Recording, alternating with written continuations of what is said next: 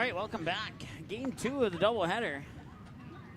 Moorhead won the first game by the score of 62. It's 88 degrees here on our way to a low of 66.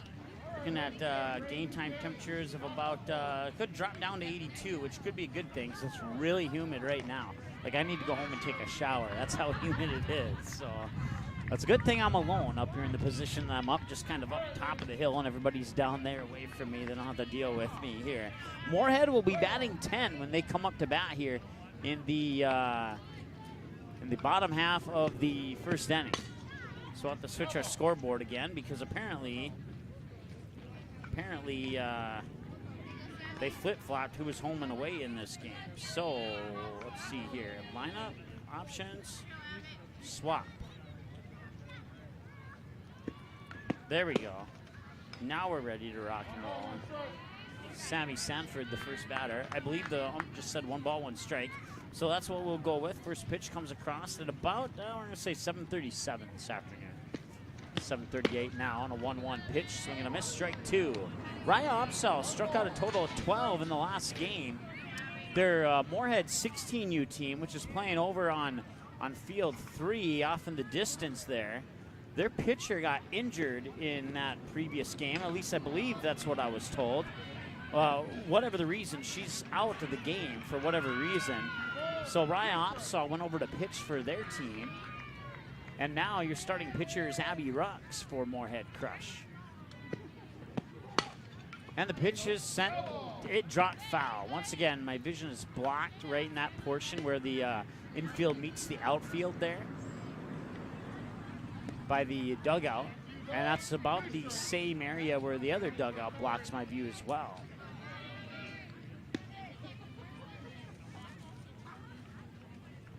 It remains 1-2 on the foul away pitch. There's the windup from Rux, and that'll be delivered right into the glove of Emily Careville. It's playing first base for the out. It's a low line drive out for Sammy Sanford. Or a soft line drive, you could say. And that'll bring up Krista Schazenbach with Alex Agee on deck.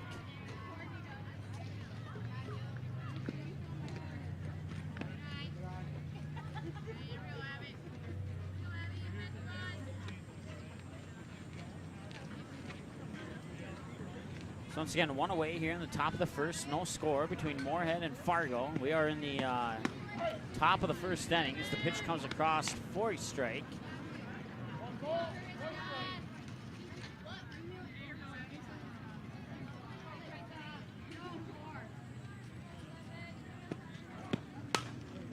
That one's hit up high into right field. Running to make the grab will not happen, but it will drop foul for a strike. Playing out in right field for Moorhead. I must have forgot to enter that position when I entered into lineups here. Let's take a look. Raya, no, it would be, let's see here. I'm going to show the lineup here for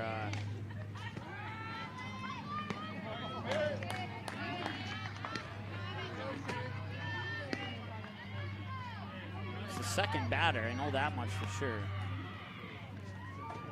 Or no, it's got to be Lexi Thomas out in right field, actually. As Yitzel Delgado is your second batter for Moorhead. We'll get to the batting lineup when Moorhead gets up to bat. Once again, Raya Opsal was the scheduled second batter until she went over to pitch for their 16U team that's playing over on field number 3. That's off in the distance to the right side of the screen.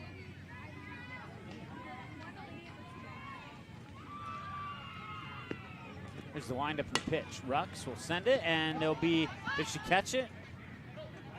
She did not. It dropped the ground, but she will flip it over to Careville at first to get the 4-3 ground out to end the inning.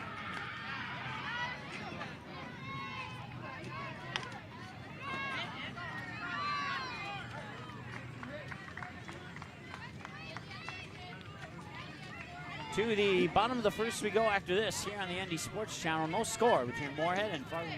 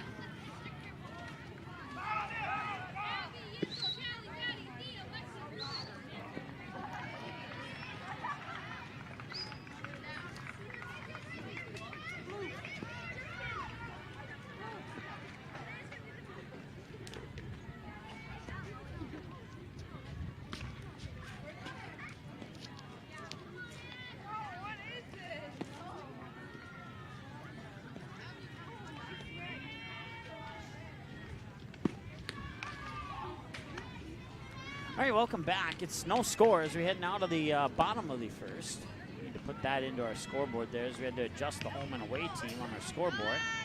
So they flip-flopped them on us, and that's okay. I'm kind of expecting that to happen. Some umpires do that, some don't. Fargo North will be the official home team this time around. Or no, Fargo North will be the visiting team this time around. And Moorhead Crush will be the home team on the scoreboard here as we head into the bottom of the first with a scoreless game between the Crush and the Fargo North. Crush, like I said earlier in the first inning there, batting 10. Your first one will be Abby Rux, starting pitcher. Batting second will be the second baseman, Yitzel Delgado. Batting third will be the center fielder, Callie Algren. Batting fourth, the shortstop, Maddie Remke. Batting fifth, the catcher, Thea Bradstein. Here comes the pitch, down low for a ball.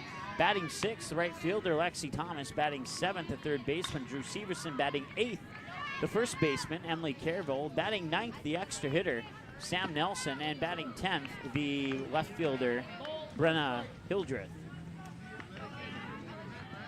1-1 the count now to Abby Rux. I want to say thank you to the Olek family for bringing me up a bottled water. Certainly appreciate that. Had one for game one, and apparently my vehicle was empty. I thought there were some extra ones in there, but it was not. Well, thanks to the Olek family for coming to the rescue there on a little hydration there. Appreciate that. That one's fouled away down the third base line.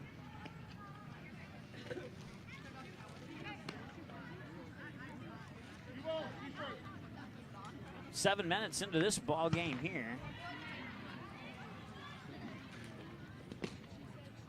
2-2 goes into the dirt. Ball three.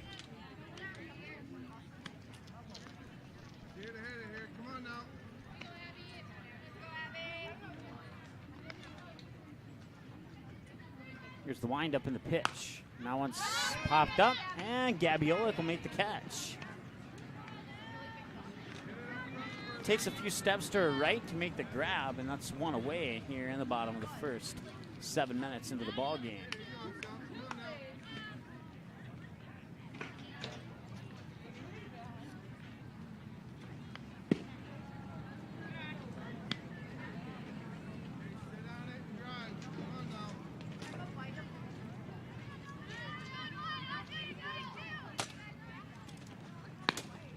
That'll be a grounder right over to the first baseman, Kaylee McCleary.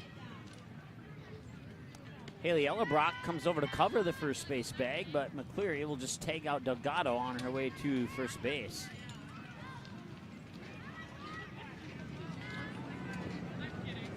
It's an unassisted ground out to first. Here's the pitch. That's in for a strike. To Algren, Kelly Algren, the batter from Moorhead.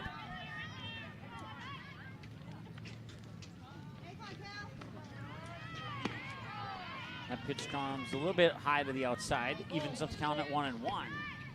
Once again, Kelly Algren, the batter. They are batting 10. We're batter number 3 in the lineup here for the Moorhead Crush.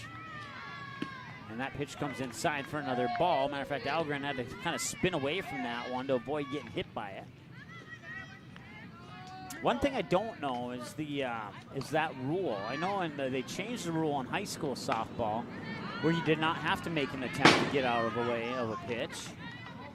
I'm not sure if that rule is still the same in summer softball or not. I'll have to have a chat with a couple of my summer softball friends to find that one out. That one's going to be hit high into the gap in left center, going all the way back to the fence, and it bounces off the fence. And running into second, throw will not get there in time. Matter of fact, it won't even get to the infield prior to Algren getting on with the double to the gap in left center. Come on, Maddie, bring her in, base hit. Brings up Maddie Remke. She'll be a junior this upcoming fall for the Moorhead Spuds. Head coach Vance Christensen down the third base line here for the Moorhead Spuds. Encouraging Remke to get a base hit, get Algren in from second. Break the scoreless tie as we're in the bottom of the first. Game 2 of a doubleheader. Here's the pitch. That one's fouled away over the backstop, and the catch is made by the parent in the blue t-shirt.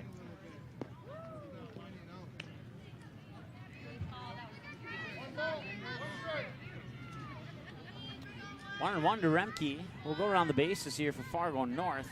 After this 1-1 pitch from Gabby Olick. Here's the windup in the delivery.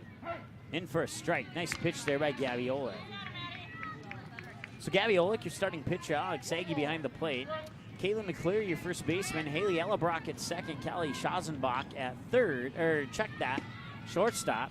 And Sophie Ochoa at third. Then Courtney Dick in left field. Bella Leck in right field. And Krista Schazenbach in center field.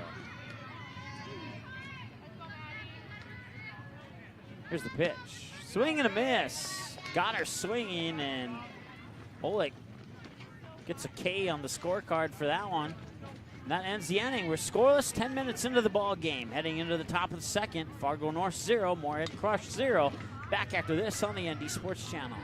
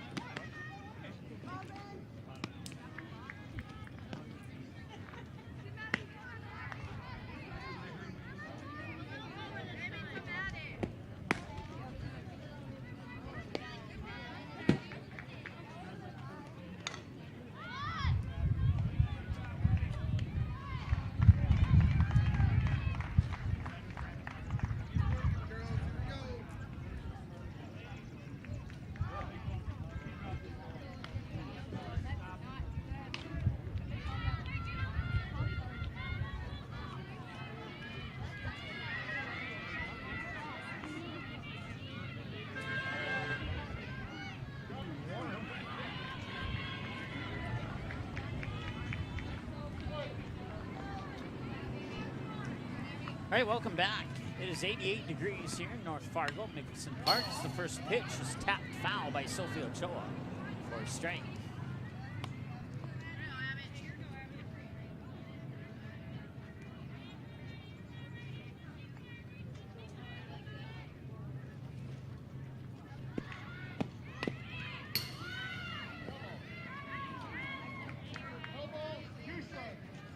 Oh, and 2 now. Actually, that went on ground. It's still 1-2, but I put it in as a strike by mistake. It was a fouled away pitch for Sophie Ochoa. 13 minutes into the ball game, 9 pitches for Abby Rux. 8 strikes, 1 ball, make it 9 strikes, 1 ball, and 3 fouled away. Oh, 3, excuse me, folks. 3 fouled away pitches for an 0-2 count.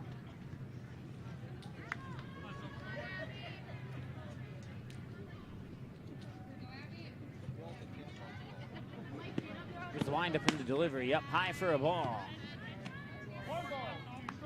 1-2. Pitch number 5 coming up here between Rux and Ochoa.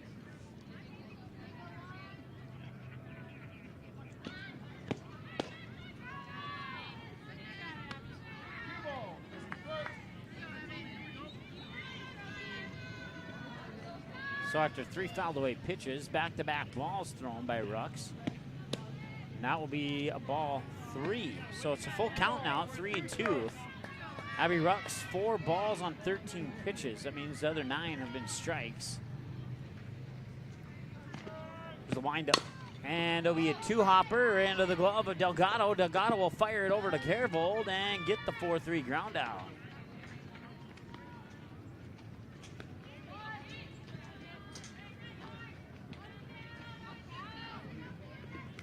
Now we'll bring up Callie Schazenbach for Fargo North. 14 minutes into the ball game. Once again, 88 degrees. We're on our way to a low of 66 tonight. Hit a high of 93 earlier today. Game time temperatures will be between 82 and 88 degrees for the game 2 of this doubleheader here. Once again, we're in the top of the second inning. 0-1 count now to Kelly Schazenbach. Pitch comes across for a strike. Abby Rux, your starting pitcher. Raya Opsahl struck out 12 in the last game. She's now pitching for Moorhead 16U team over on field 3 as their pitcher over on field 3 for one reason or another. I think it was an injury, but I'm not 100% sure on that. Is out of the game over there for whatever reason. So they sent her over the pitch and put Abby Rux in the circle, and that comes across for a strikeout. Schazenbach goes down looking, brings up Haley Ellebrock. 2 away here in the top of the second. No score between the Crush and Fargo North. Crush won the first game by the score of 6-2. Here's the pitch. They'll float outside corner for a strike. Got it. Just barely got it, but got it in there. Nice pitch there by Abby Rux. He'll be a sophomore this upcoming fall for the Moorhead Spuds. Here's the windup in the pitch. Got the corner for another strike. 0-2. So both of these pitchers from Moorhead doing an outstanding job so far. Kaylee McCleary's on deck if Ellebrock can find her way to the base, and she'll stay alive for at least one more pitch as that comes inside and high for a ball. 1-2 the count. 20 pitches now, 15 strikes, 5 balls in 20 minutes. Once again, Haley Ellebrock, the batter, no runners on, 2 away. Pitch, swing and a miss, goes down swinging. Ellebrock will end the inning. And McCleary will have to wait until the top of the top of the third. When we come back, scheduled batters 5, 6, and 7. Once again, Moorhead's batting 10. Thea Bradstein, Lexi Thomas, and Drew Severson, the scheduled batters here for Moorhead in the upcoming bottom of the second inning. Once again, 88 degrees right now. In the next hour, they're expecting some light rain to start in about 14 minutes. And then I'll stop again within the hour. Probably about, so there's about a 15-minute window of some rain. That's over the next 7 to 14 minutes, so.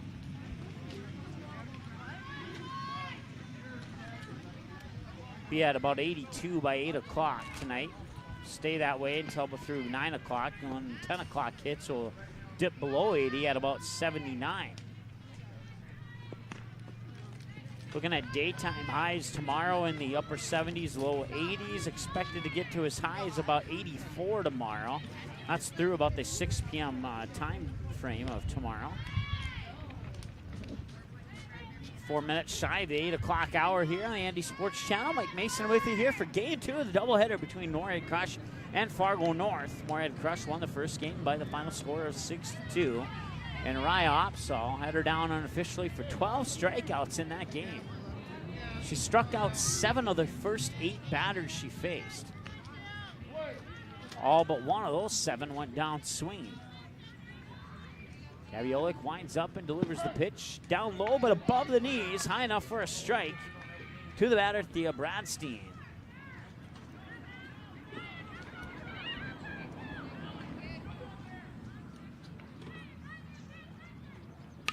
Now will be fouled away into the cage. That'll be 2 strikes now. You could say, for lack of better wording, that the clouds are in a position to allow the sun to shine a little bit brighter than it did in the first game. Either that or I'm sitting in a different position and I can see things much better. That's a line drive. That was so hard that Ochoa tried to grab it, but it just deflected off her glove and bounced into shallow left field. No error on the play. It'll be a single for Bradstein. I'll bring out Lexi Thomas, putting Drew Severson on deck.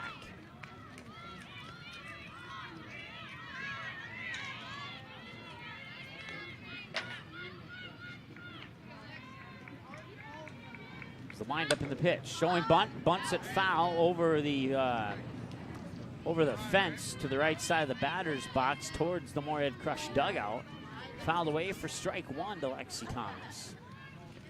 Once again, around the bases for Fargo North, Kaylee McCleary at first, Haley Ellebrock at second, Kelly Schazenbach the shortstop, Sophia Ochoa at third, Courtney Dick in left field, Krista Schazenbach in center field, Bella Leck in right field. That one's fouled up and hits the light pole just to the left side of the Moorhead Crush dugout.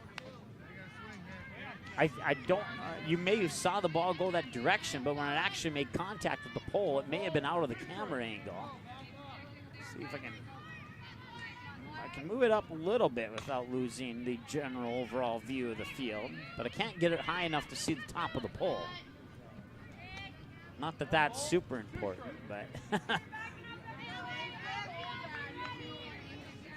here during the Red River Rage tournament, we were here at this field for some games with the Smitty's Terminators. We also had a game, matter of fact, it was the Moorhead Crush versus the Smitty Terminators, and that tree that you see right in the middle of the screen there underneath the words Game 2, I actually had to rip some of those branches off because it was blocking the camera view. So did a little tree pruning last time we were here. That one's fouled away and drops to the right side of our camera over the Moorhead Crush dugout off the first base line.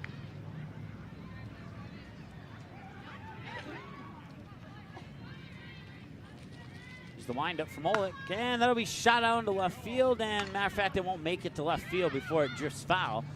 Vance Christensen almost made the grab with his right hand.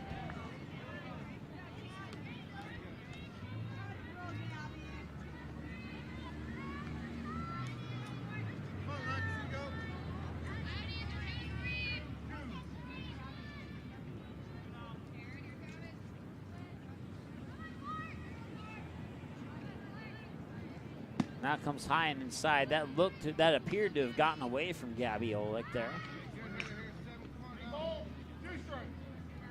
1-2 the count as a result. 21 minutes into the ball game. Oleg's down for 21 pitches, 14 strikes and 7 balls. And that was right down the middle, and that's fouled away down the first base line. Out of play for strike 15 for Oleg. So Gabby doing a good job in the circle so far here for Fargo North. We remain scoreless with nobody out here in the bottom of the second. A runner on first is Thea Bradstein for the Moorhead Crush, who are batting 10. Your batter, number 7 in the lineup, is Lexi Thomas, and the pitch comes inside, and that's good for a walk.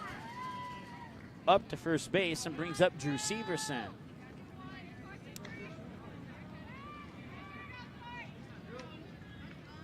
So Emily Kervold is wearing jersey 19 instead of 23. They must have had to switch jerseys in that last game because she was on the lineup card as number 23 in game number 1, and on the lineup card here, she's on as 19. She was wearing 19 in the latter half of game 1, which may have caused a little bit of confusion as far as where we were at in the lineup there. But now that we have that figured out, I swore I heard some thunder in the background there. Sometimes what you hear through the crowd mic in your headset can be deceiving.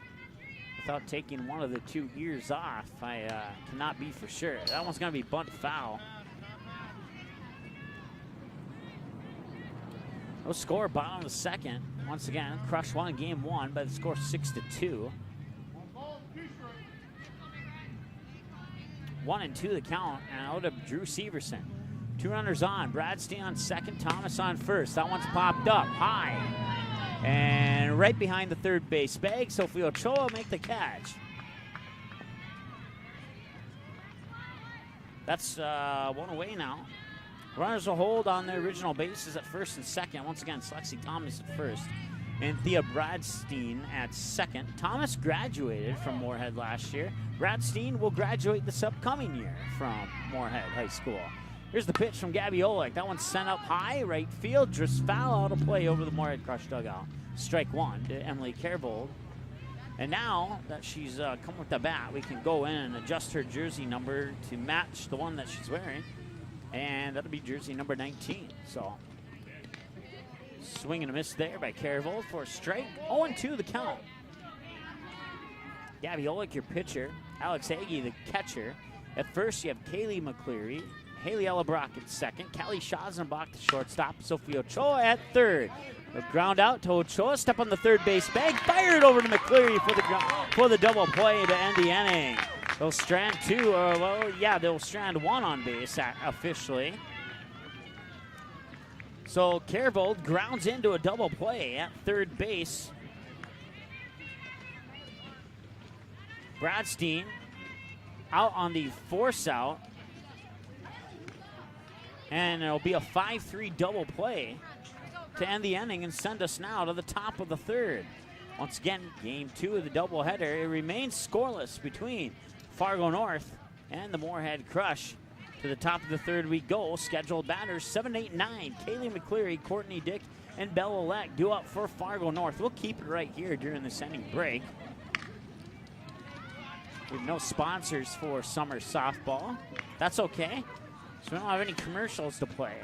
The only downside to that is if I do decide to give my voice a rest, you hear background noise for a while, which I suppose isn't always a negative either, but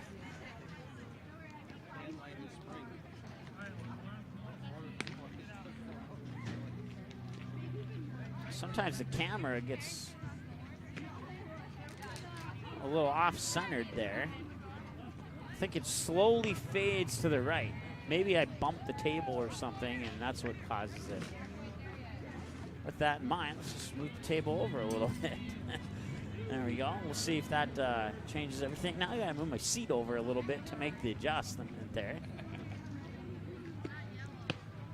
Once again, I want to thank the Oleg family for running me up a bottled water there between games. Certainly appreciate that. Feel much better now. The humidity's gone way down. Matter of fact, we're down to 82. They're expecting moderate rain starting in 5 minutes and stopping within about 10 minutes after that.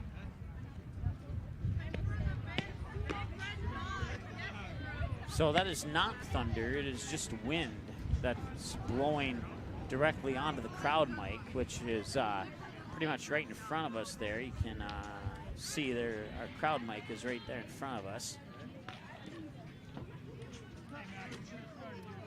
Usually have it down closer to the backstop to get it as close to the umpire as possible. But we've determined that there's really no need for that. If it's a good day, we don't have to put it so far away because, well, noise travels at the speed of sound and we'll get it up to the microphone very quickly. Kaylee McCleary leads things off here in the top of the third. No score. Abby Rux will throw pitch 22. Here it comes. Outside, ball 1 to McCleary. Once again, Raya Upsall started the pitcher for Moorhead Crush in game 1 through 12 strikeouts. Now she's pitching for the 16U team over on field 3. 27 minutes into the ball game. 1 ball, 1 strike to McCleary.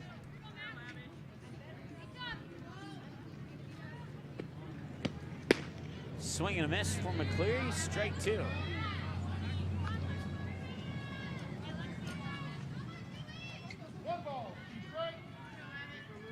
1-2 to McCleary. No runners on, nobody out. Top of the third, no score. 28 minutes into the ball game. Pitch 25 coming up here for Abby Rux.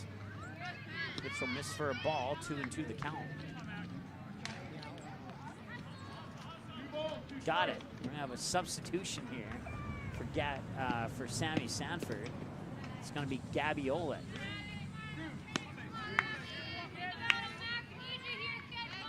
So that would mean that she will go into the number 1 spot,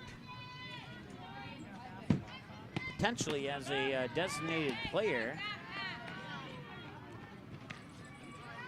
McCleary will make her way to first. I'll bring up Courtney Dick,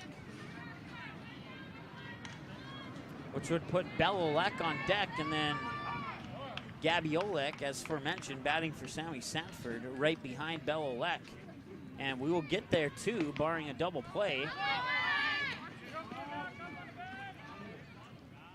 Kaylee McCleary will advance to second on the passed ball. Ball 1 to Courtney Dick.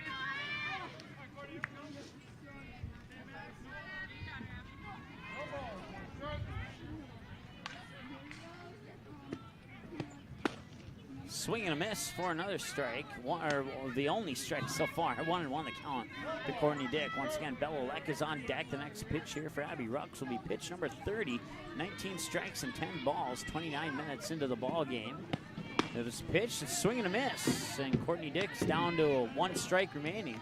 Actually, that was strike 3. Thank you so much, sir, for the another bottled water, saving the day once again. Certainly appreciate that.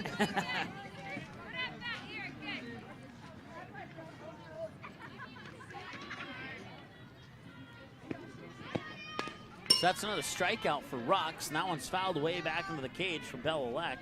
Oops, put that in as a ball. That should be a fouled away pitch. There we go, made the modification. Runner on second once again is Kaylee McCleary. She'll be a junior this upcoming fall at Fargo North. More than likely play softball for the Spartans. She played some junior varsity ball last year for Fargo North and made about 3 or 4 appearances in varsity level, including that opening game against West Fargo Cheyenne. She came in late in the game to pitch for Fargo North. And she would be a relief pitcher on a couple of other occasions throughout the season as well for the Fargo North Spartans. As that pitch comes across for a strike. Belalek has this running swing style, if that's what you want to call it, and actually plays in her advantage in a game against Hillsborough Central Valley. She was halfway up the first base line on what I believe it should have been a 1-3 or a 4-3 ground. No, it was a 4-3 ground out. She had that running swing, batted it right up to the second baseman. She was already 30 feet up the line by the time the second baseman was able to scoop that up into her glove. This time she'll strike out. There'll be no heroic 4-3 runouts on this occasion. That's another strikeout for Rux. Haven't been keeping track, but let's take a look here really quick.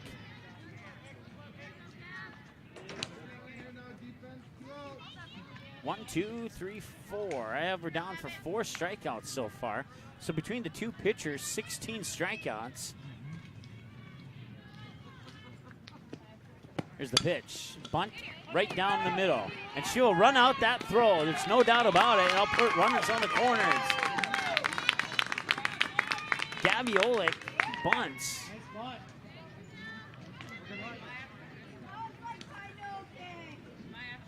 Placed the bunt nicely just in front of home plate, maybe a little bit to the left side. That advances McCleary at the third, and she's able to step on the gas pedal and run out that potential 1-3 throw out. So runners on the corners, and Fargo North looking to take the first lead of the game as Olick takes off for second. She'll make it in on the stand-up stolen base. Now 2 runners are in scoring position. There is 2 away here in the top half of the third inning. We are scoreless. Krista Schazenbach with a base hit could change that and put the Moorhead Crush into a hole that they don't normally have to crawl out of. That one's fouled away to the right side of the batter's box, off the post, right where the backstop meets the lower portion of the fence as it goes down the first base line, or on the edge of the field off the first base line. 1 and 2, the count here to Krista Schazenbach. Strike 3, got her out. That's strikeout number 5 for Abby Rux. And they'll leave 2 stranded on base. Batters 9, 10, and 1. Once again, Moorhead Crush batting 10. Sam Nelson, Brenna Hildreth, and Abby Rux. Batters 9, 10, and 1. Your scheduled batters for the Moorhead Crush. We're 33 minutes into the ball game through 2.5 innings of play. Fargo North, no runs on 1 hit, no errors, and 2 left on base. Moorhead Crush, no runs on 2 hits, no errors, and 2 left on base. Once again, time of the game, 33 minutes. Sam Nelson will be the next batter around the bases for Fargo North. Gabby Olick, your starting pitcher. Alex Hagee behind the plate.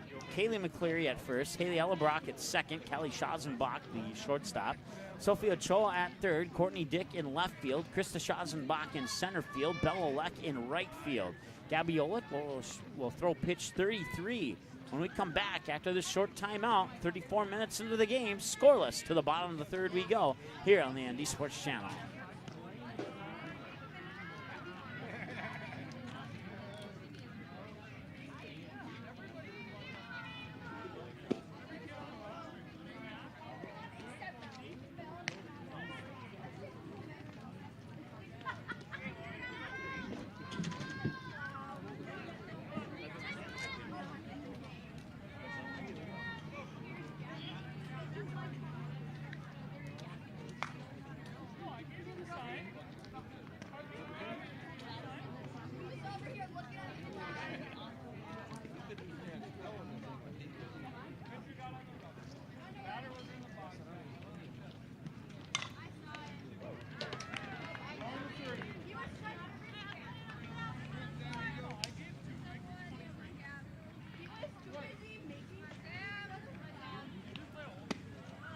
All right, so Sam Nelson, the batter here for Moorhead Crush. First pitch comes outside for a ball. 35 minutes into the ball game. That pitch now is pitch 34 for Gabiolik. 21 strike, or pitch 33, excuse me.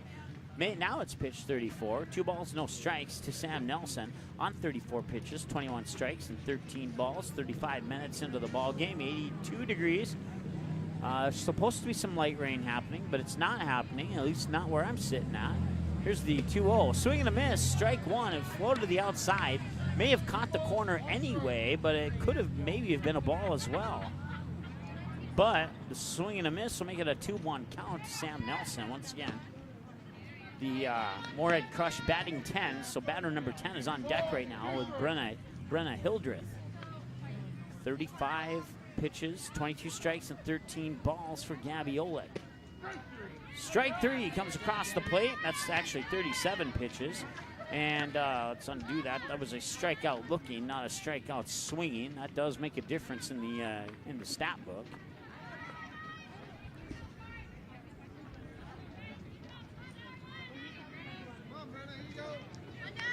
So that'll bring up batter number 10, Brenna Hildreth, in the lineup.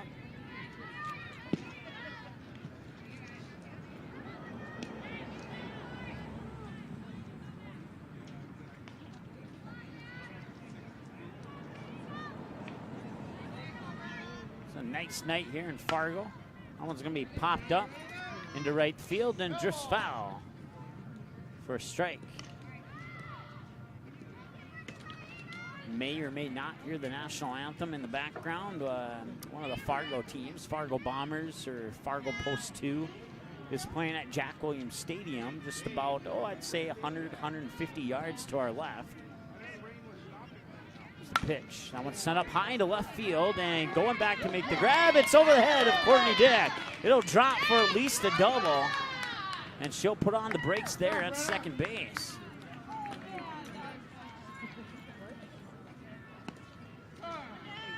That'll bring up Abby Rux as we head back to the top of the order for the Moorhead Crush.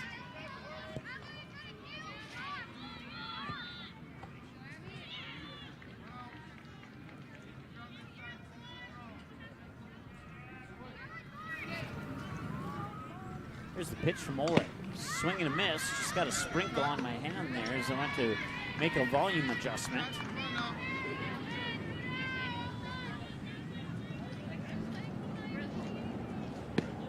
That comes across for a strike as well. 2-strike count to Abby Rux. I think he said no balls, 2 strikes. Here's the pitch. Inside, and that came close. Just snuck under the left elbow of Abby Rux. Ball 1. 1-2 the count. And it is starting to sprinkle now here in Mickelson Park in Fargo. That one's fouled away. Across the walking path into the unused green grass area, you could say.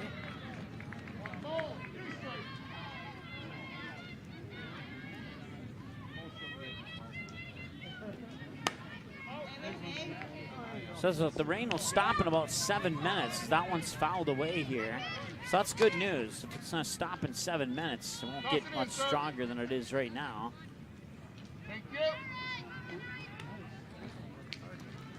There's a nice throw there. Angled it just right. Good accuracy on that throw there. Might want to put him on a softball team. So we believe 1-2 the count. Strike, ball, fouled away pitch, and a fouled away pitch. And that'll come across for ball 2. 2-2 the count after 2, 4, 6 pitches. Pitch number 7 from Gabiolik coming up here for Abby Rux. The windup in the delivery. Right down the middle. Rux will chop that one over to the shortstop. Throw across the diamond, not in time. A little low, and Rux is on with an infield single. Due to the positioning of that hit ball, Hildreth will remain on second.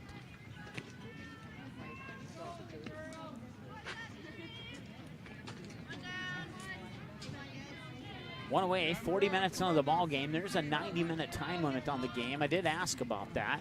We're in the bottom of the third. We're 5 minutes shy of being halfway through that time limit. Yitzel Delgado was the batter, 0 for 1 with an unassisted ground out right to the first baseman, Kaylee McCleary. Matter of fact, she didn't even step on the bag. She just waited for Delgado to come down the first base line. And when she got close enough, she tagged her out.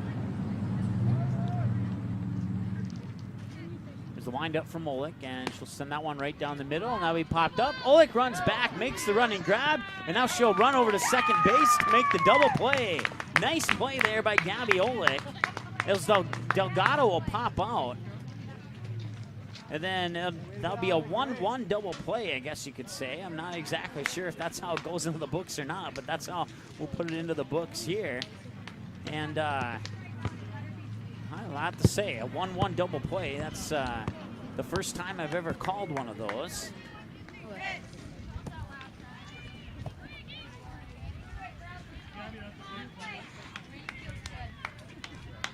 Now on the ending. Now they'll end the inning. Let's put it that way. Send us now to the top of the fourth, and we remain scoreless. We are 41 minutes into the ball game.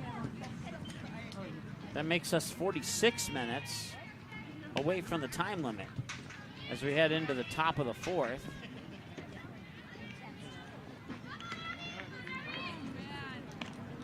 Some sprinkles coming down here, and it actually feels good. Nothing that I'm too concerned about as far as the equipment goes.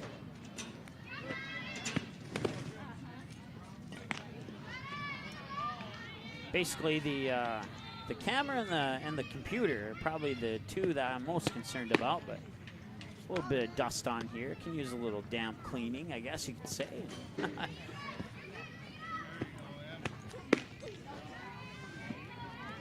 Rux takes some warm-up pitches. Once again, no score now as we head into the top of the fourth. Moorhead Crush won the first game of the doubleheader, 6-2. Fargo North has come close, gotten runners on second and third, but send that that double play there by Gabby Oleg into the highlight reel for sure. That's Delgado popped out. And I forgot who the runner on second was. Her name escapes me at the moment. But she took off for third, didn't realize that Oleg was going to be able to make that catch.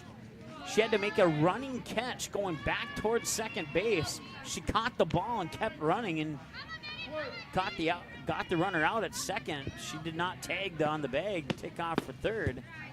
And that would be a 1-1 ending double play. A 1-1. I'll have to ask if that's how they scored it. It might be a 1-4.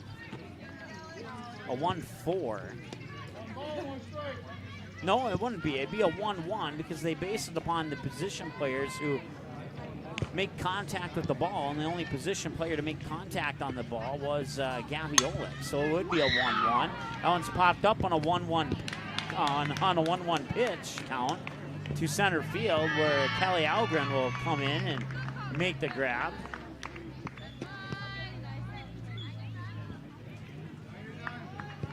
That brings up Sophie Ochoa.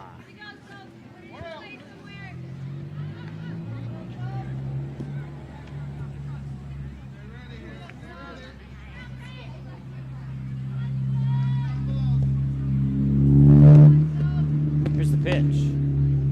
Low and away, ball one.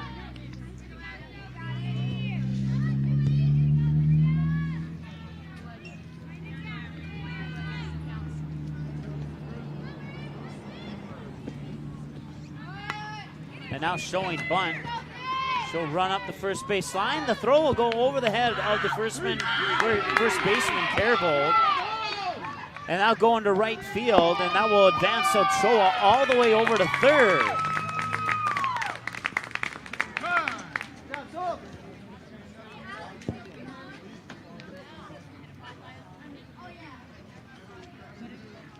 So she's on with a bunt error, it's a throwing error that advances her all the way over to third as the ball gets tossed into right field. Gets behind Lexi Thomas. She had to turn around, chase it down, and that allowed Ochoa to get into third standing on the error. So she reaches base on an error. We're officially halfway through this game now as Callie Schazenbach steps up to the plate, takes the first pitch for a strike. As the drizzles and the sprinkles continue now. Looking at it stopping, let's see here, they've updated it to 11 minutes now, 82 degrees here in the Fargo area. Under mostly cloudy sky. Here's the pitch. Swing and a miss on one that went outside. That was not the pitch you wanted to take a swing at. 0-2 the count.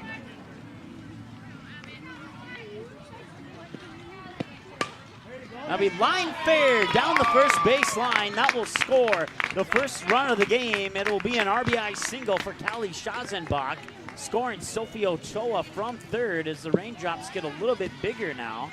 And it took 47 minutes for the first run to score, but it is 1-0 Fargo North. We are underneath the tree here as the rain starts to come down a little bit heavier now.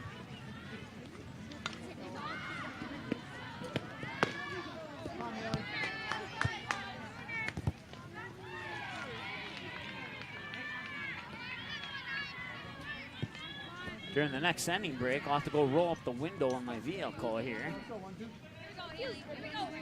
Top of the fourth, one away, and it's a 1-0 lead for Fargo North. Apologize there. We put the score on the wrong side of the scoreboard as the runner takes off for second and Schazenbach is in standing. Score is now corrected. Apologize for that.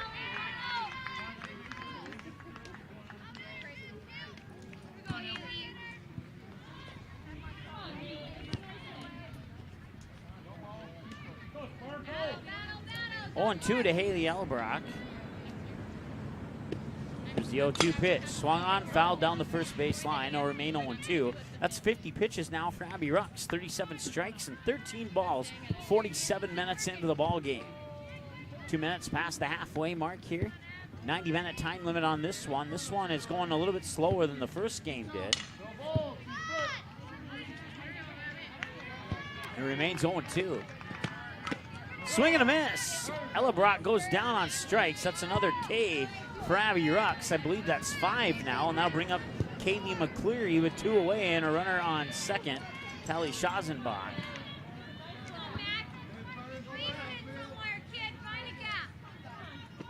Here's the pitch. Up high.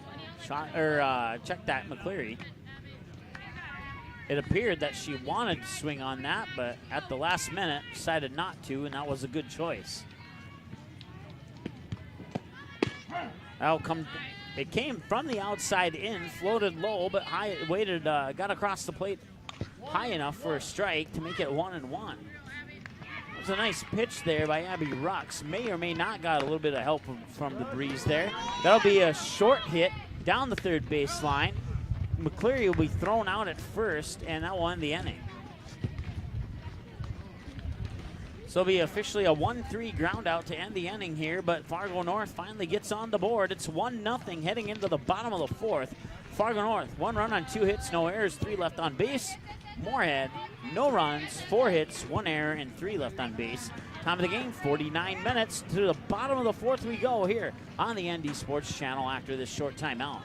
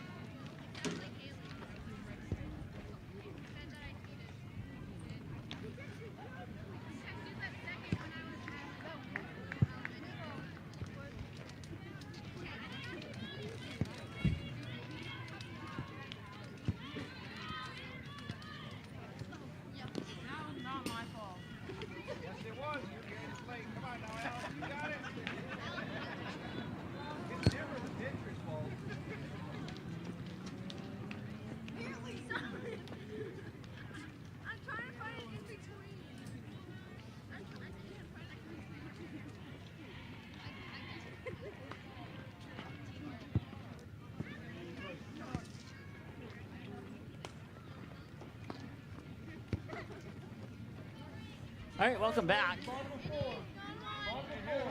Bottom of the fourth, it's 1-0, 50 minutes into the ball game. Moorhead batting 10, with batter number 3 in the lineup with Callie Algren. Graduated, and Algren will send that one up high. Drifting foul. No, it'll stay fair, but the catch will be made by the shortstop, Callie Schazenbach. Nice run there by Schazenbach to catch up to the pop-out to make the grab for the first out of the inning, and that will bring up Maddie Remke, batter number 4 in the lineup for Moorhead. Once again, it's a 1-0 lead for Fargo North. Took 47 minutes for that run to cross the plate. They're looking to bounce back from a 6-2 loss in game 1, and the pitch comes across the plate as a strike for Gabby Olick, and that's 34 strikes on 49 pitches for Ms. Olick. Swing and a miss, sent it outside. Remke chased it, paid the price on 50 pitches, 35 strikes and 15 balls, according to my numbers here. 51 minutes into the ball game, and pitch 51 coming up. Here it comes, down low for a ball, 1-2 the count. So the rain has stopped now. Once again, 1-2 the count. Currently at 82 degrees. Probably stay that way until this game is over with here. On our way to a low of 67 tonight.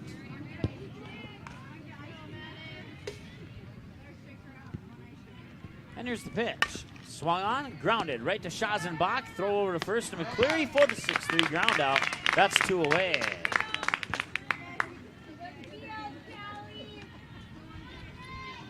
Callie Schazenbach scoops the ball up off the grounder.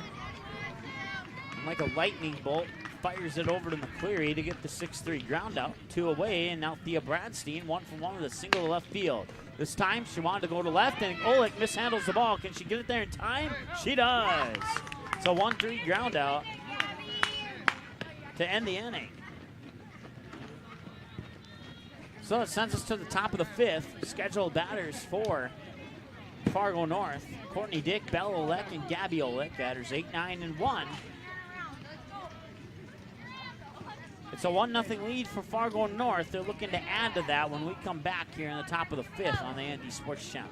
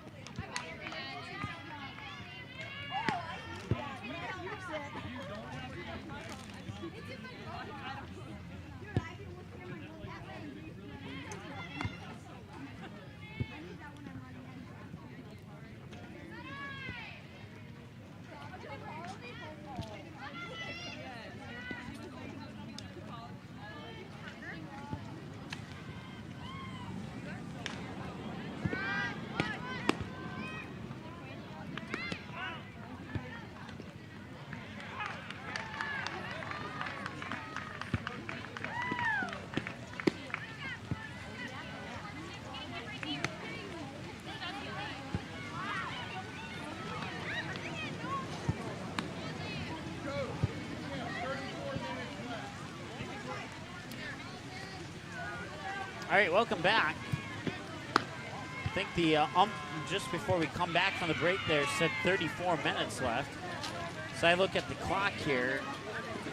I think he probably meant to say, oh wait, no, that'd be about right, 34 minutes. I have 54 minutes. I'd put it at 89 minutes.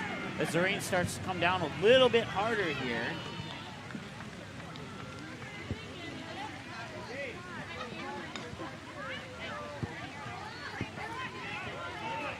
Not too worried about anything here.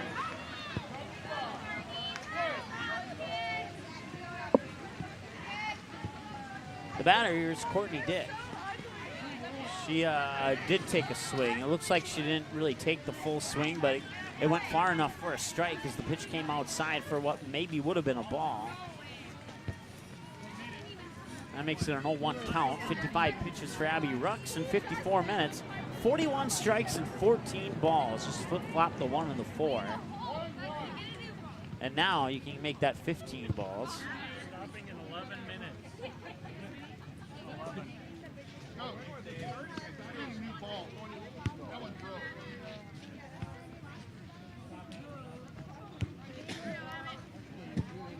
8:33. It says next hour the rain will stop. So that means we have about 27 minutes of some rain to deal with here. That one comes dangerously inside for ball 2. Or did it hit her? It must have hit her. She's advancing first now. That's Courtney Dick, who advances to first.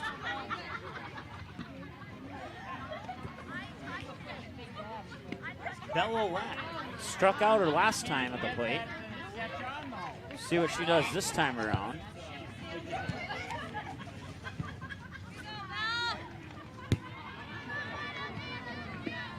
Here's the pitch, showing bunt, and that'll drop. Runner's gonna take off, and they will not make the throw. She'll make it in standing on a stolen base. Ball 1 to Bella Lack as it comes on the inside to the left-handed batter, and watch her swing style here. It gives her an advantage running towards first base. She will take that one for a strike, but if you notice, she usually starts near the backside of the batter's box and then kind of runs up to the front side to make the hit on the swing. It's allowed. It's a unique style that I haven't seen from any other batter in all the games I've covered. She runs up again and takes strike 2. So once again, now her left foot is at the back of the batter's box. Rux will wind up, deliver the pitch, and she runs up to the front of the batter's box. That one will go back into the cage. It'll be a pass ball that advances Courtney Dick over to third. 2-2. Nobody out and looking to make a 2-0 lead here in the top of the 5th.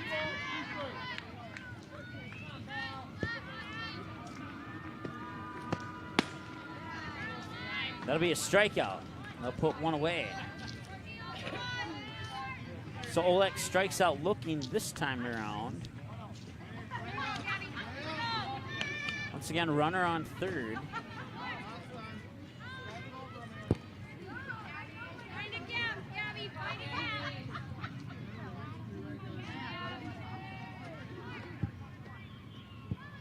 Here's the windup and the pitch. I'll float its way to the outside corner. Gabby Olek turned around thinking it was a ball, heard the word strike, kind of paused there, gave like an evil look that the ump didn't see. Back to the fans there. There's the 0-1, outside for a ball. 1-1 to count. Runner on third is Courtney Dick, one away, top of the 5th. 1-1 count now to Gabby Olek. So we hit just shy of the 1 hour mark of the ball game. Here's the pitch, showing bunt, bunts it right between the third baseman and the pitcher. Throw to first will be dropped. Olek's safe, and Courtney Dick scores, and that makes it 2-0.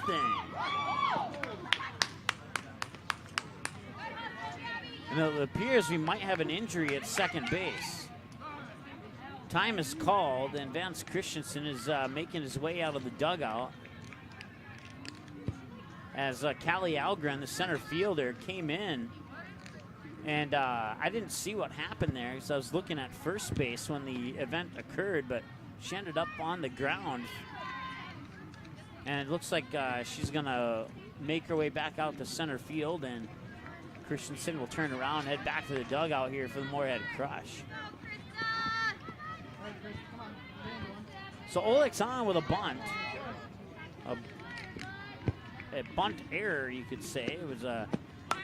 That one's going to be popped up to the backstop. No good. And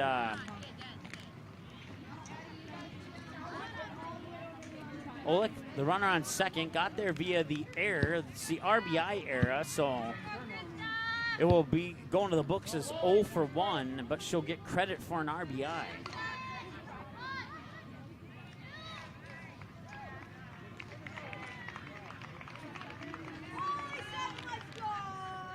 Here's the pitch, showing bunt once again. That drops right in front of home plate, down the third base line, fires it up to Caravolde at first to get the out. That's 2 away, and Gabby Olek advances to third. Schazenbach will advance Olek to third on the bunt out.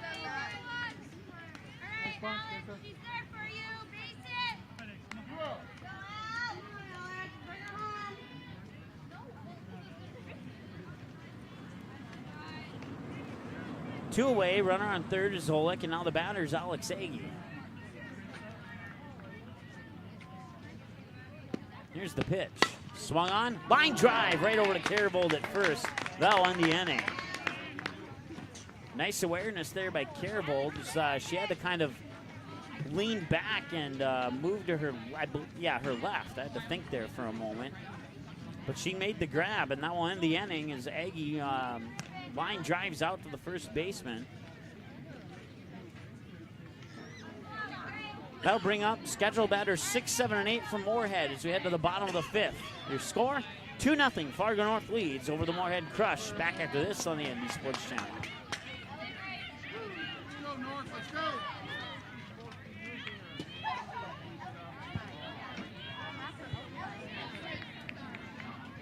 Oh my gosh.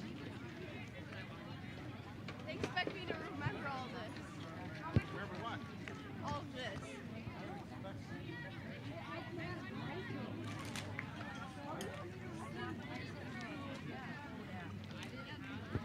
I have more changes to do. So at least.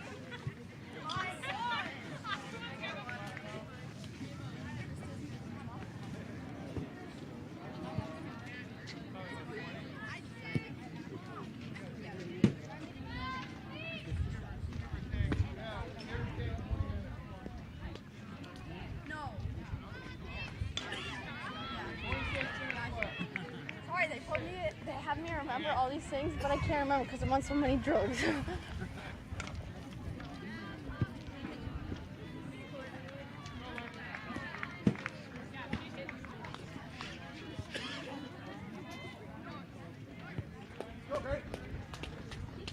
All right, welcome back. So we have a couple of changes. You may have heard it there during the break. It may have been a one-sided conversation that you heard, but it was a conversation nonetheless. And Ellie Weiss now moves into center field. Krista Schanzenbach moves over to left. And then that brings Courtney Dick out of the game, at least for now. That one will be fouled away down the first baseline and out of play. Guy in the white t-shirt there will grab that ball.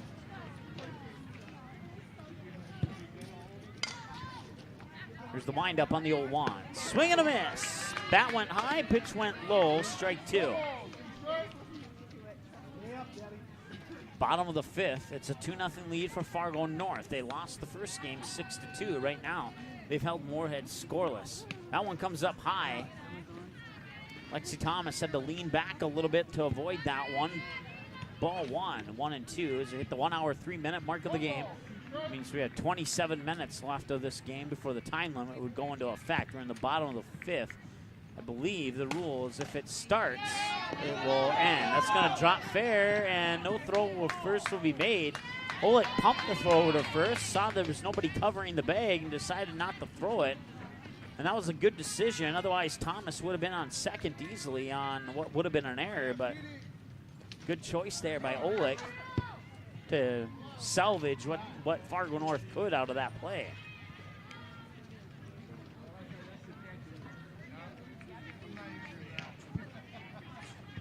Brings up Drew Severson. Once again, Moorhead's batting 10. 7, 8, and 9. Batter 6 is on first base. 7, 8, and 9. Severson, Caribold, and Sam Nelson. That one's going to be hit out into center field. Running up, but it'll drop. Shallow center, and that'll be a single for Severson. Now advance Lexi Thomas up to second base and bring up the next batter for the Moorhead Crush, Emily Caribold.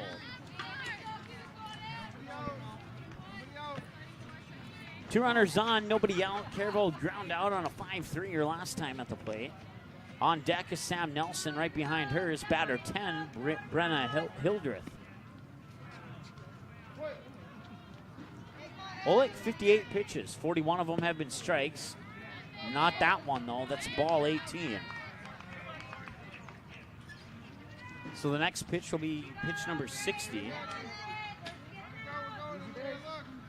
The windup in the delivery. Grounder right over to the third baseman, Ochoa. She'll step on the bag, fired over to first. They got it.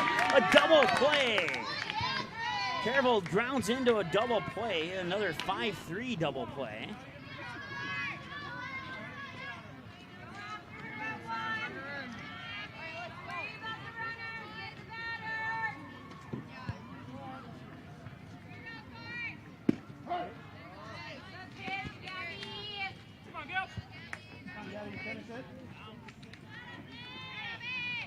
So that brings up Sam Nelson on that play. Severson's able to make it over to third as a result of the double play.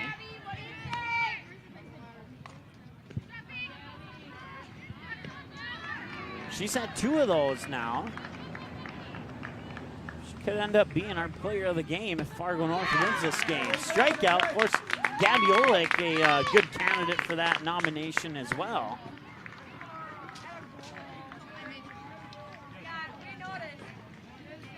That sends us now to the top of the 6th, so we may get this game done within the time limit.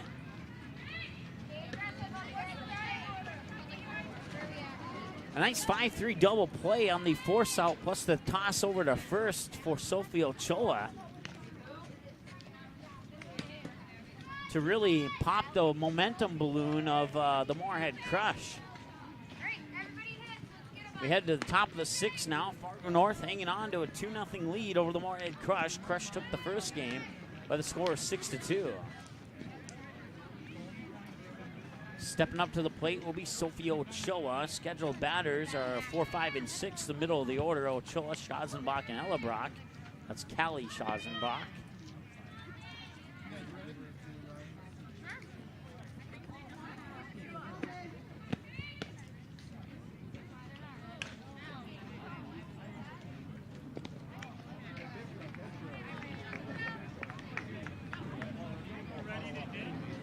The rain has stopped. It's cooled down significantly too. Let's take a look at the forecast here. We're still at 82 degrees on our way to a low of 66 tonight. Dip below 80, hopefully right around the 10 o'clock hour, and 79, 76, 74 between 10, 11, and midnight. Dropping to the 60s, upper 60s by about 3 a.m. 4 a.m. at 68, 67, 66 at 6 a.m., and then it'll start warming up again at 7 a.m. tomorrow morning. Top of the 6th, 2-0 lead for Fargo North. Your batter, Sophie Ochoa, made the fantastic double play there to get the first 2 outs of the inning in the bottom half of the 5th. She's 0 for 2 in the batter's box, though. A ground out and reached base on an error. Sends that one to left field. It's high, it's deep, and dropping the ball is Brenna Hildreth out in left field. So that'll be another error, reach on base via an error for Sophie Ochoa.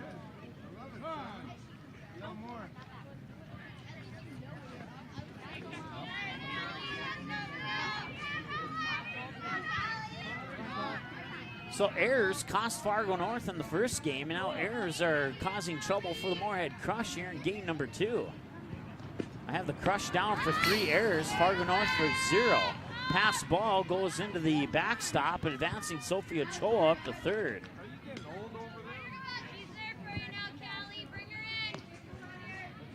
So Callie Schazenbach has a chance to make it 3-0 here with nobody out. 1 hour, 10-minute mark of the ball game. That means we had 20 minutes left in the time limit. It'll be a one-hopper right into the glove of Delgado, and she'll fire it over to Carvold for the first out. It'll be an RBI ground out, scoring Ochoa from third to make it 3-0 Fargo North.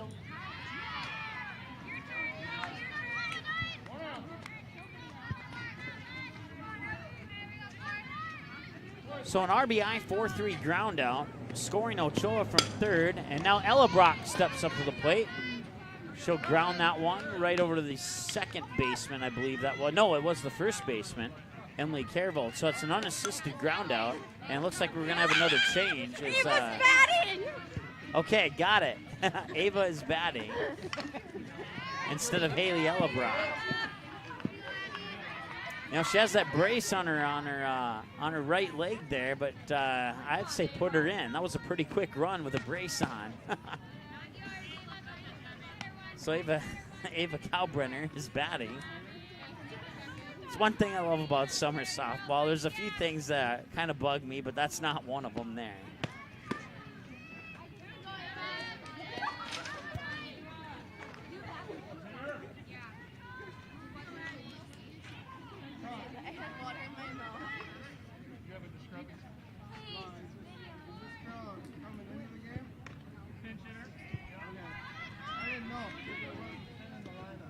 So there's a confusion there with the Moorhead Crush coach.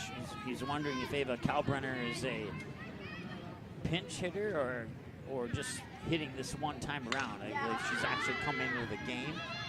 I guess all I know is Ava's batting. That's all I really know. Guess we'll find out.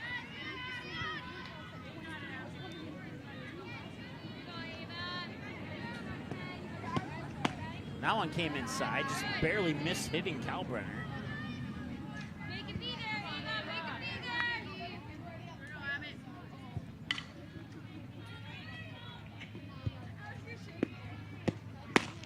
Kalbrenner swings and misses for a strike.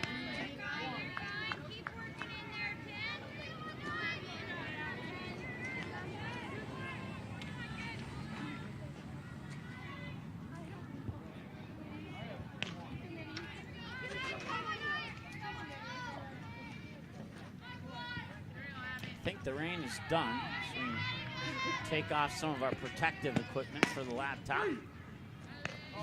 Got her looking on that second strike.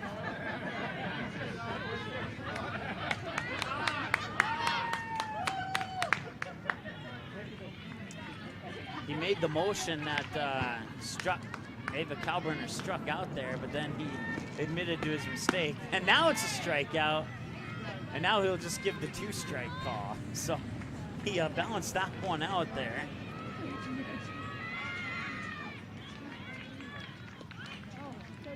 That will end the inning.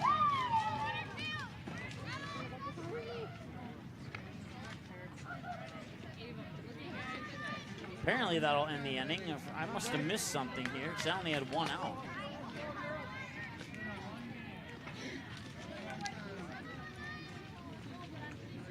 So make the manual adjustment there of 3 outs. And then we'll end the inning. And I'll send us to the bottom of the 6th. There we go. So hopefully our batting lineup hasn't been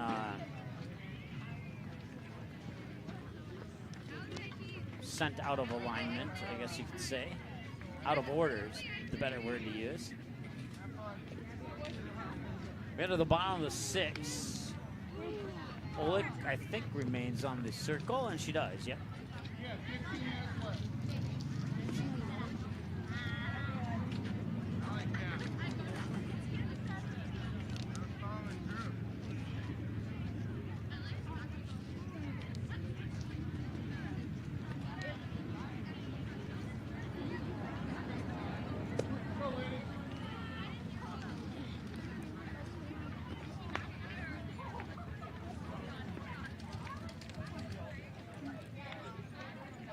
So Brenna Hildreth will lead things off. I believe she's batter 10, and she is.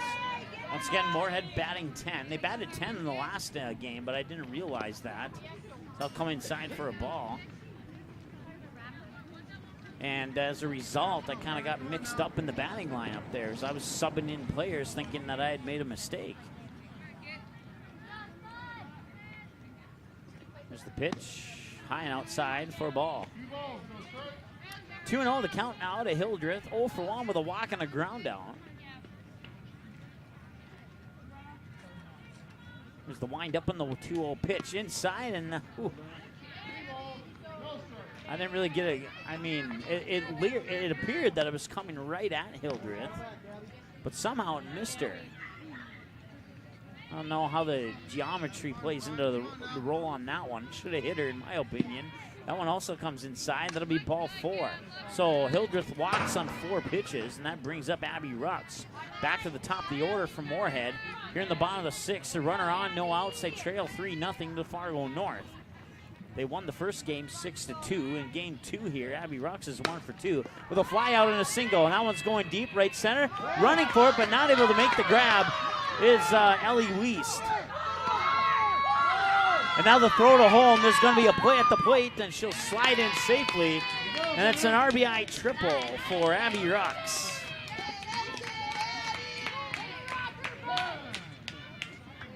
And it took 1 hour and 15 minutes, but Moorhead's on the board, and it's 3-1.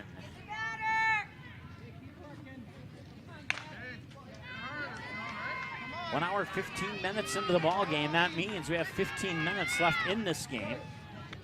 There's nobody out. If this inning does not end before that 1:30 mark, we will not play a 7th inning. Unless the game is tied, then we will play. I believe that's how the rule works. Runner on third to pull the crush within 1. That one's fouled away and out of play.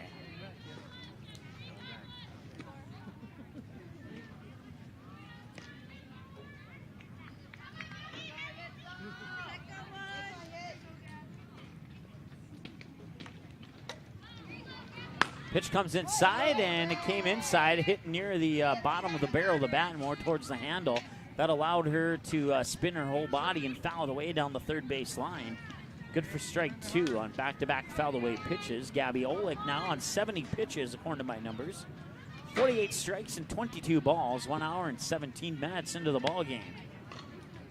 Runner on third is Abby Rux, nobody out, 3-1. Moorhead looking to close within 1 if they can get Rux in from third. Here's the pitch, swung on, fouled away. She's fouled away all 3 pitches. It's Yitzel Delgado at the plate for the Moorhead Crush. Go after her, 16. What do you say here, kiddo? On deck is Callie Algren. That pitch comes inside for a ball. Oh, I don't know if it's 1-2 or 2-2. I think I heard the ump say 2-2. Pitch comes inside. Caught the corner for a strike. Struck Delgado out. That's 1 away. Thought for sure it was a ball. Delgado thought so as well. And now Vance Christensen is going to come up and have a chat with the umpire. Appeared to be inside. I'm not sure what point Christensen's trying to make.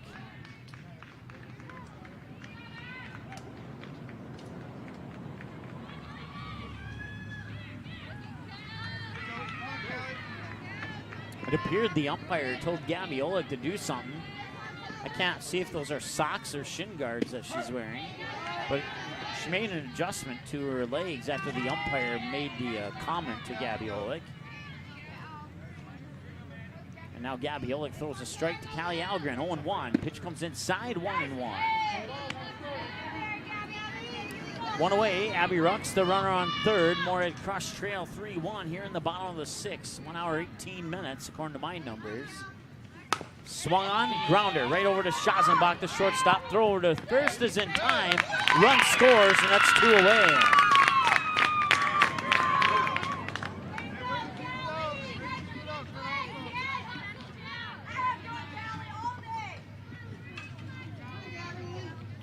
So Algren grounds out on a 6-3, gets credit for the RBI, and all of a sudden it's 3-2. Moorhead Crush trail by 1.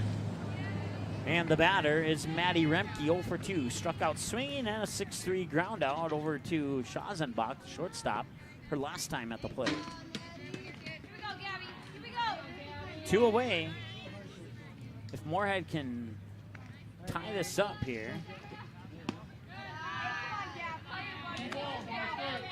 They have no runners on and 2 outs. I do not believe they'll call the game here. There's still about 11 minutes left if they get the 3rd out. 2 balls and no strikes to Maddie Remke.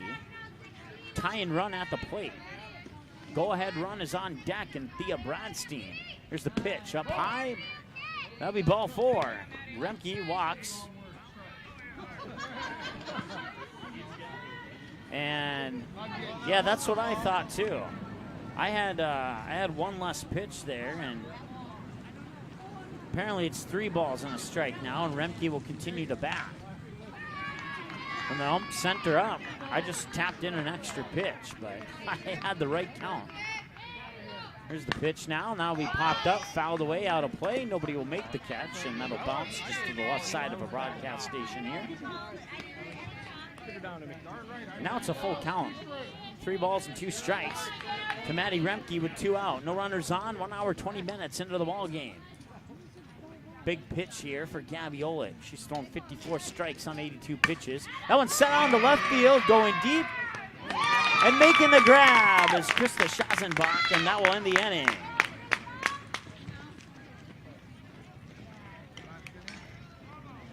That should send us to the top of the 7th. According to my numbers, 1 hour, 20 minutes. And it looks like we will indeed have a top of the 7th inning. So, no discrepancy on the time there. So now the time limit is out. This game will finish.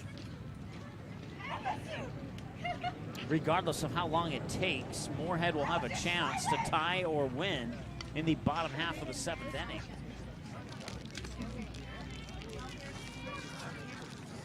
Fargo North could definitely use a couple insurance runs here with the way Moorhead has been playing the last couple innings.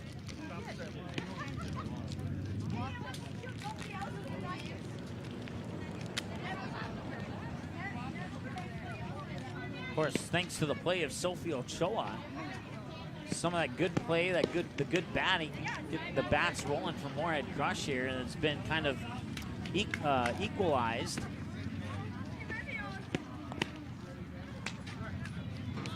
As we hit 9 o'clock here on the ND Sports Channel, once again, we are at 82 degrees on our way to a low of 66.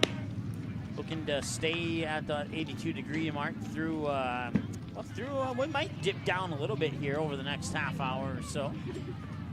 Looking to be at about 79 by the time we hit the 10 o'clock hour.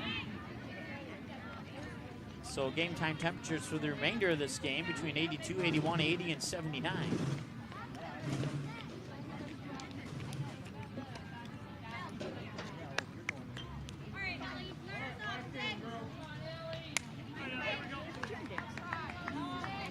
So I believe Ellie Wiest, I believe, number 6. Number 6. Oh, number 6. Where's number 6 at?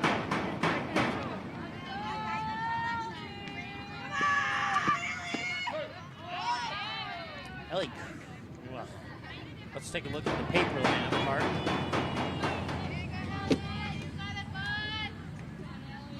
It is indeed Ellie Wiest.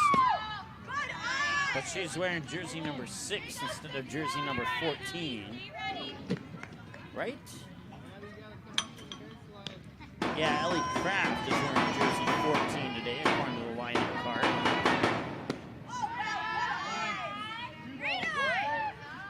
Two balls and a strike to Ellie Wiest.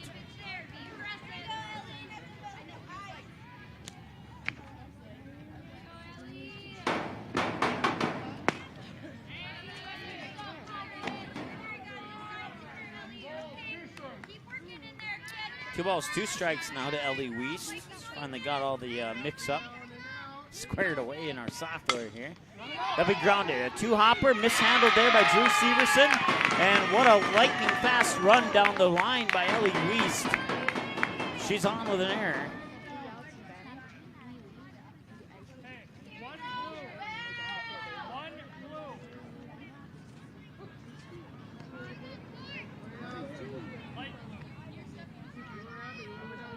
So I think, I don't know, either 1-2 or 1 glue is the play that Tim Howe called. Ellie Wiest checking the playbook on the wrist of the other coach Howe. Pass ball, Ellie Wiest will take off, make it into second.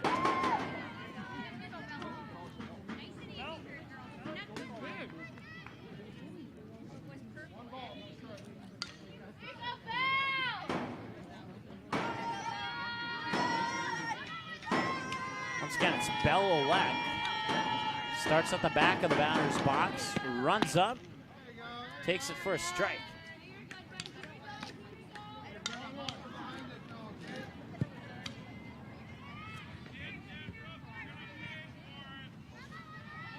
Let's see what I mean here.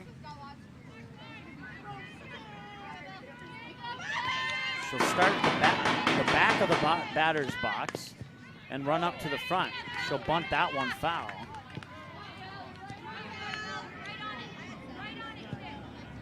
Be good for a strike.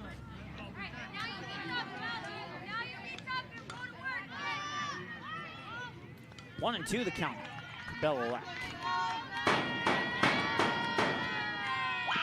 Here's the pitch. Strike 3, got her. Olek strikes out. That's one away. 1:25, 1 hour, 25 minutes. That's the time of the game. Last game ended in 1 hour and 27 minutes, so this game will go a little bit longer than the first game. Not by much, though. At least we expect it to not be by much. Ellie Weiss, the insurance run on second. Now bring up, let's see here. That will bring up, not sure who that is. We'll have to figure it out. I don't think it's the batter I have in my lineup. That'll be grounded right over to Rux. She'll fire it over to Carvold for the out.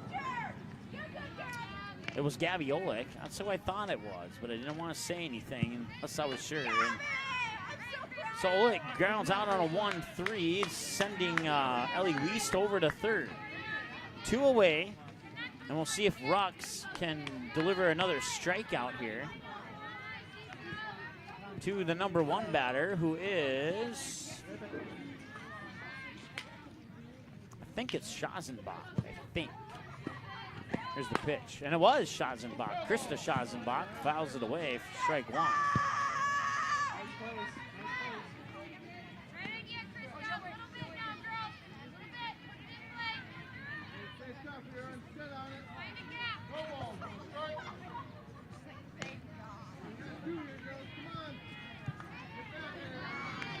'87 pitches for Rux. Pitch 88, caught the corner for a strike. Strike 2, 0-2 to Schazenbach now. She's 0 for 3 with a ground out, a strikeout looking, and then a bunt out. And that was a loud scream from, I believe that was Alex Agee. Or no, check that, not Alex Agee, the other Alex. Alex Hamry. And there's a strikeout there. So they get out of the inning. They don't allow the insurance run to come across. And now Moorhead needs 1 in the bottom of the 7th. We'll see if they can get that when we come back after this. Time of the game so far, 1 hour, 27 minutes. Back in a few here on the ND Sports Channel.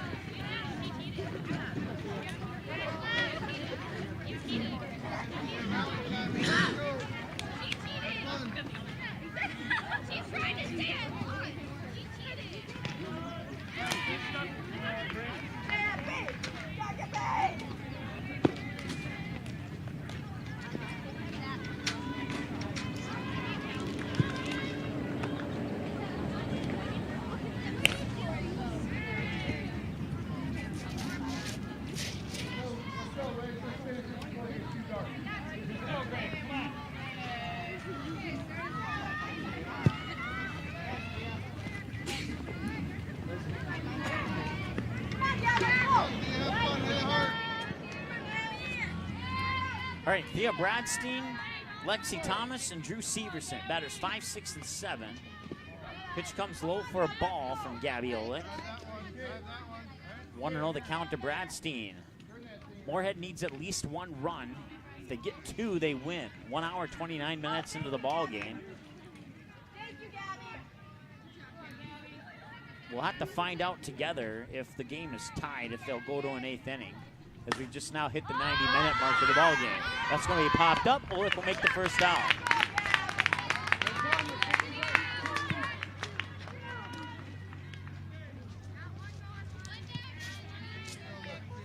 That's 1 away. Now Lexi Thomas steps up to the plate. Once again, Moorhead needs a minimum of 1 run to tie, 2 to win. They trail 3-2 here in the bottom of the 7th. This has been a great game and a couple of great plays by Sophie Ochoa at third and some great pitching by Gabby Olick. That's a grounder right over to McCleary. She'll step on the bag, and that's 2 away on an unassisted ground out for Lexi Thomas.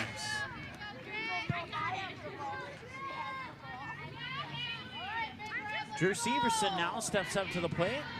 And it's the last chance for Moorhead. 1 hour, 30 minutes. Time of the ball game, 3-2. Moorhead trails by 1. To Fargo North as the game on field 1 appears to have just got to an end. That pitch comes across for a ball. Game over on field 3 appears to be between innings right now. Pitch, that one's sent up high. Left center field, running back, going back, and it's gone! It's a solo shot for Drew Severson, and the game is tied in the bottom of the 7th. Severson rounds third and gets high fives and hugs from her teammates, and we're tied up here in the bottom of the 7th off a solo shot to left center field by Drew Severson.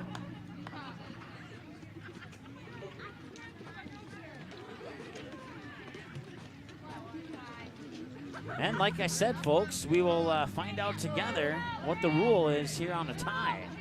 If we'll go to the 8th inning or if they'll just end it in a 3-3 tie. Then again, Moorhead Crush still has a chance. They get one more run here. It won't matter if it's a tie or not.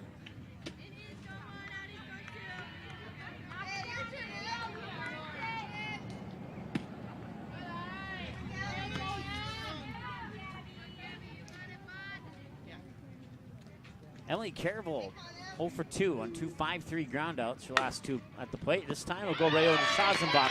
It'll go through her glove, and she's on with an error. The winning run is on first via an error.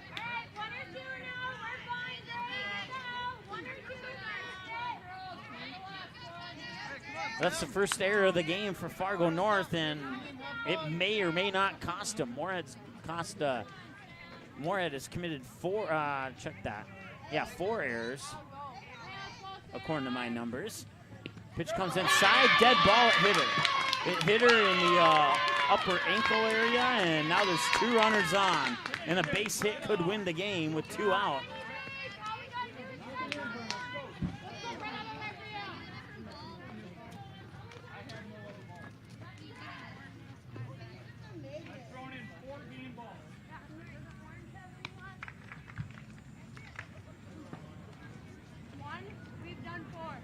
So you got Emily Carvold on second, Sam Nelson on first, and Brenna Hildreth went deep to left. This time she's going to right. It dropped foul just barely.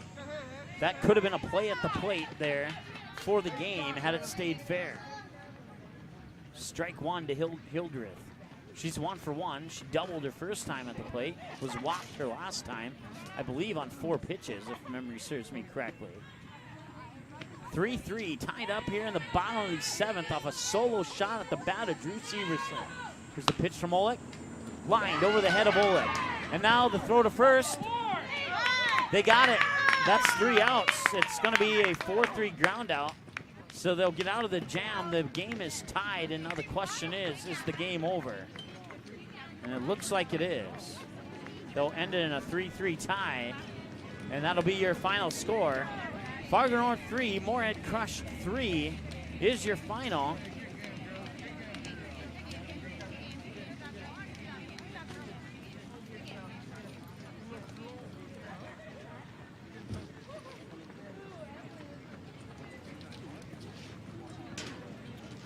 Fargo North, 3 runs on 2 hits, 1 error, and 5 left on base. Moorhead, 3 runs on 8 hits, 4 errors, and 6 on base. The only error of the game for Fargo happened in the bottom of the 7th, and that was an error that allowed Moorhead an opportunity to win the game. Thankfully, they got out of that without that happening, if you're a Fargo fan. Otherwise, it's unthankfully for a Moorhead fan. But that was a big error in the game, and it was the only error. Moorhead, 3 runs on 8 hits. They committed 4 errors and left 6 on base. Time of the game, 1 hour and 34 minutes. The game ends in a 3-3 tie in 7 innings. 4-3 ground out to end the game. So Moorhead Crush wins the first game 6-2, and they come back and rally from behind to tie it up at 3-3, and that'll be your final score here in game number 2. Thanks so much for joining us. Once again, we are having issues with our Twitch account, but we have a backup option that we're working on right now. We hope to have this game available here. Thank you so much. Appreciate it. We hope to have this game available here for you with our new option within 24 hours. We are working on it. day and night, and we will get that up and ready here. And hopefully all the games that we've done will be up within about 24 hours. That's the whole. So once again, your final score in game 1, Moorhead Crush wins 6-2 over Fargo North. Your final score in game 2, a 3-3 tie thanks to a solo shot left center off the bat of Drew Severson for the Moorhead Crush, which ties the game up.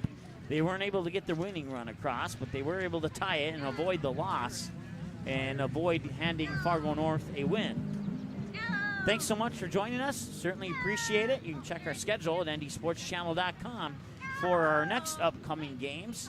And I think we have a couple coming up here. I'll have to double check the schedule. I know the state tournament's on the horizon. We have some Legion baseball on the schedule. So once again, go to our website, ndsportschannel.com. Hover over the schedules button, click on game schedule, and you can find out when our next game will be here on the ND Sports Channel. Final score in game 1, Moorhead wins 6-2. Final score in game 2, it ends in a tie, 3-3 is your final score. Thanks so much for joining us, and we'll chat with you next time here on the ND Sports Channel.